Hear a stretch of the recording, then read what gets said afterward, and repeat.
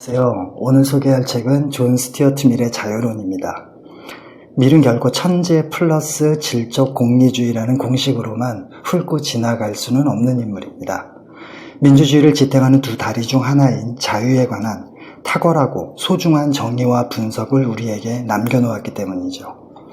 미국을 통해 민주주의를 거시적으로 탐구한 토크빌은 다수의 전제 또는 다수의 횡포가 가장 큰 문제가 되리라고 예측했습니다.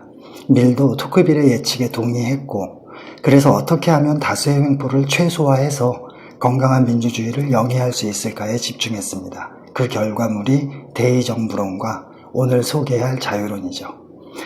민주주의 사회에서는 예전의 왕이나 독재자처럼 무법적인 물리적 폭력 행사는 거의 자취를 감췄지만, 그 대신에 여론과 관습을 앞세운 대중, 그러니까 다수라는 이름의 무형의 독재자가 개인의 삶 구석구석에 침투했고 영혼까지도 통제하게 되었습니다. 다수와 다르게 생각하고 다르게 행동할 때는 정신적이고 윤리적인 방법으로 가차없이 무자비한 제재가 가해집니다.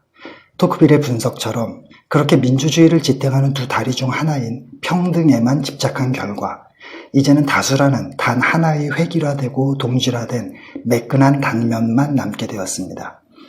평등에 근거한 다수의 횡포가 강력한 상황에서 민주주의를 구하려면 그 힘을 억누르거나 약하게 만들면 됩니다. 그러나 그러기에는 이미 늦었습니다. 그렇다면 그와 반대되는 힘을 키우는 방법밖에는 없습니다. 그래서 밀은 자유에 근거한 개인의 권리를 강조했고 이것이 바로 자유론의 저술 의도이죠. 그래서 자유론을 단 한 문장으로 요약해보면 오로지 타인에게 영향을 끼치는 행위를 제외한 모든 경우, 즉 오로지 자신에게만 영향을 끼치는 모든 행위에 있어서 개인의 독립성은 절대적이라는 겁니다.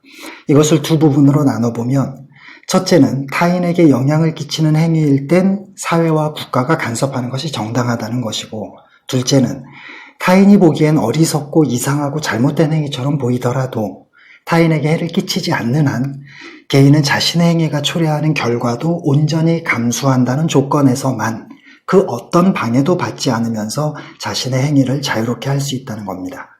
이것이야말로 인간의 행복을 구성하는 주된 요소 중 하나이자 개인과 사회 진보의 핵심 요소라는 거죠. 밀은 이런 개인의 자유 영역을 세 영역으로 구분합니다. 첫째는 양심과 생각과 감정의 자유인데 이것이 핵심이고, 둘째는 그 토대인 스스로 자기의 삶을 계획하고 추구하는 개별성 발휘의 자유이며, 셋째는 그 표현 방식인 언론, 출판, 집회, 결사의 자유입니다. 내 것이 중요한 만큼 타인의 것도 중요합니다. 따라서 자신의 이런 세 영역을 소중히 여기는 만큼 타인의 그런 세 영역도 존중하는 건 당연하죠. 인간은 불완전한 존재라서 진리의 일부분 밖에는 알 수 없습니다. 따라서 진리의 나머지 부분을 알고자 한다면, 개인이 발전하고 사회가 진보하고자 한다면 관용과 다양성은 필수적입니다.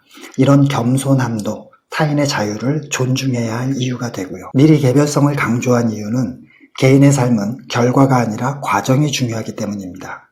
스스로 주체적으로 자기의 삶을 계획하고 꾸려나가는 순간순간에 진정한 행복이 있고 자기 발전이 이루어지기 때문입니다.